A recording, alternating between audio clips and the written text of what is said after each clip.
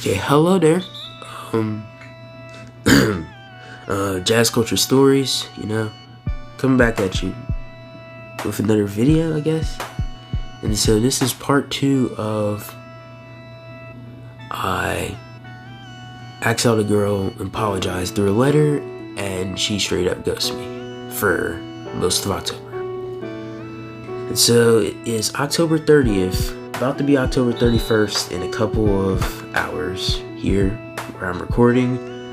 And so this is part 2. It's not nearly as long as the rest of them. Like, part 3 is literally an essay of notes I put down to remember. So part 2, basically, I don't remember. Let me see. I can remember which day it is. I think this was Tuesday or last Thursday. It's just been a blur because of all the work and stuff we've had to do. Definitely wasn't Tuesday because today's Wednesday. It was Wednesday. It was Wednesday or Thursday of last week. And so this is after all of that, and basically I'm gonna keep Abby's name the same and the section leader's name the same. I can't keep everybody else's name the same. It's too much. I wrote down certain names, and then I started wanting to put more people into the story, and I forgot Malachi. He wasn't supposed to be in the story. I was supposed to have certain people in the story, and I forgot. So basically, we had our water breaks, and you usually would sit by your section, and so I would sit down, drink some water, because we just came from marching a little bit, and so I would sit down, and all 9 of us are there, because there's 9 of us in our section. Three don't march, when we go to the big showcase of everything. Not all 9 of us are marching. It's only gonna be 6 of us, but we all still are a section. And so I'm sitting down drinking water, and so I'm not talking at this moment. I was just talking to, let me refer back to the list of names.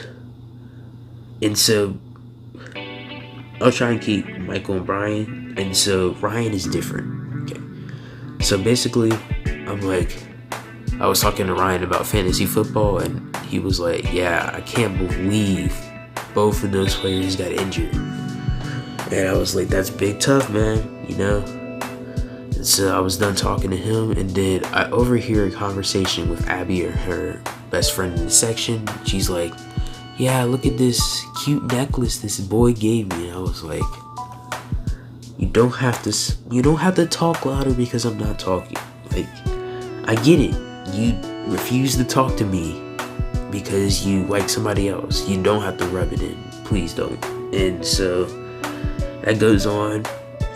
And then I look up, obviously, because the way I'm wired is if I hear sound, I want to look in the direction of the sound. And that's just got me yelled at by certain people. I'll look back in the back of my AP seminar class, and this person will yell at me for looking back there, and I'm like, I'm sorry, you're yelling. Did you want attention? Because that's what you're asking for when you make loud noises. Can you please stop? Anyway, and so I walk off, and I'm looking over at my section. Well, not my section, obviously, because I'm last chair to start, and doesn't look like they're talking about me. And so I'm like, that's weird. Why aren't they talking about me? And so go back over there, and she's like, yeah, he's a really great guy. I'm like, oh, so y'all clowning me now. So she's only doing that when I'm around. And so she's she wants to rub it in. She's saying I don't have a good enough quality like that. And sorry about all the noise. There's a mosquito flying around, and I'm trying to not get bitten. And so walk off again, go back to Brian and Michael, and I'm like, yo, she's really out there. She's really out here talking about me like that. And so I bring them I think I bring them over there, and they're not like I walk past. We walk past to go get water. They're not talking. Now, this is where I caught on to it, because I was like, okay, something's up. Y'all can walk back. And they said she wasn't talking about you. And then I walked through and she's talking about me. And I was like, well, not talking about me, but like talking about this guy who is better than me in every way, apparently. And so after practice, I catch up to run with my so right before practice ends, we run the full show. And so we run off the field, jazz step. And so Malachi had to go get equipment and stuff, so he wasn't in between me and Abby. And so the thing was, I'm literally the last person to get off the field during the show. So I was like, there's this space. I'm gonna fill in the space. And she felt me like fill in the space, like just a little bit. And she was like, back up, Malachi has to sit there. And I'm like, Malachi's not here. I'm not gonna trample Malachi. He has a $3,000 euphonium. Why would I trample him? I only have a $1,000 baritone. 3,000 is an understatement. I think it's like 6,000. And so she obviously doesn't want me by her, which doesn't work when we march right next to each other in certain spots. You know, and so that's it with that. So after practice, my Brian has to like ride with his dad because he had all his stuff, so he's just gonna leave with his dad in the back parking lot.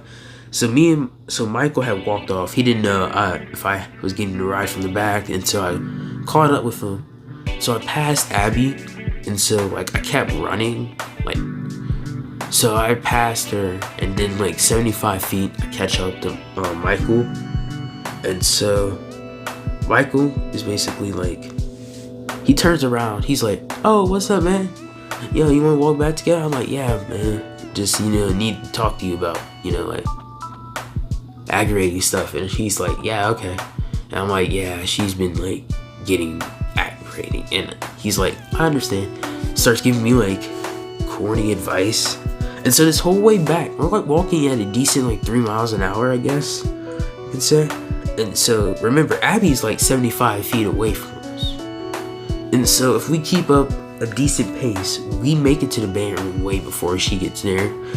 So he's giving me like quote unquote corny advice. He's like, yeah, I haven't experienced getting ghosted after writing a letter to a girl, but just, she's not the one. And I'm like, yeah, you right, man. And then he's getting louder with his advice. And then we turn the corner because it's like a box for the PE building. And so we turn the corner, right? And so I look to my left naturally because turning the corner.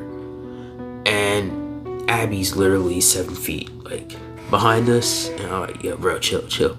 And he's getting louder and I'm like, chill, bro. And so obviously somewhere around the line, Abby caught up to us. I don't know, like, you had to be like, think about it. Natural speed for high school students in the hallways, 2 miles an hour. We're walking at 3, so 4 or 5. I understand, yeah, I can walk at that speed for sometimes, but you have to be in a rush to do that. And for her, like, there's 2 paths to the band room. And most people, and she usually takes the other path. She followed us on that path, like past, like on the locker room side. That's what really, like, we had started talking about it, and we were cornering in to come to the PE building. And so she followed us. She caught up to us, followed us, stayed at decent distance so I wouldn't like know until I turned. Like, I wasn't eavesdropping on your conversations. Like, you made it obvious. I'm just trying to get like serious advice from my friend here, and Abby has no regard for my feelings, I guess. So that's that, like that happened. And so I'm pretty sure, so I was like,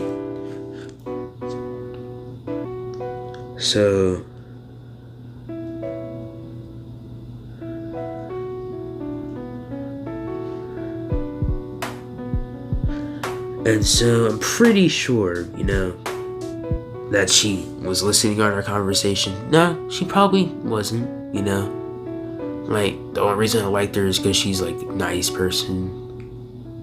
This whole situation has proved me wrong, and it's kind of hard. It's kind of sad to see. And 30 minutes before this Halloween day we have, I don't understand why people are so cruel. I wrote a letter, and I get ghosted and made fun of. Like, I don't even know. Like, I wish I had the answers, but God only has the answers.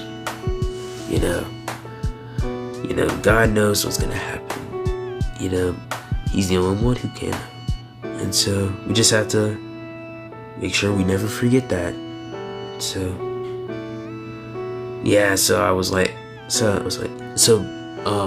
Michael finally chilled with the advice, and I was like, I'm really looking forward to practice tonight. Tomorrow night. Yeah. And so, turn back, and she's like avoiding eye contact. So like when you look back at somebody and they act like they weren't like paying attention to y'all. That's what she did.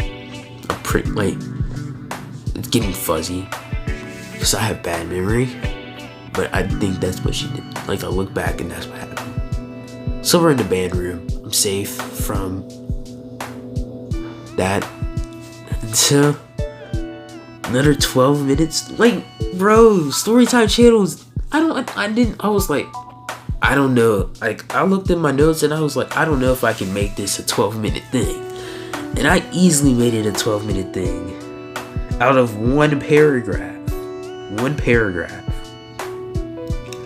And so that's part 2 of me writing a letter to this girl, and she rejects me silently without telling me. Whatever you want to say. And so this is Jazz Culture Stories signing off. Have a great Halloween. But there's another story, so I don't know why I'm saying that.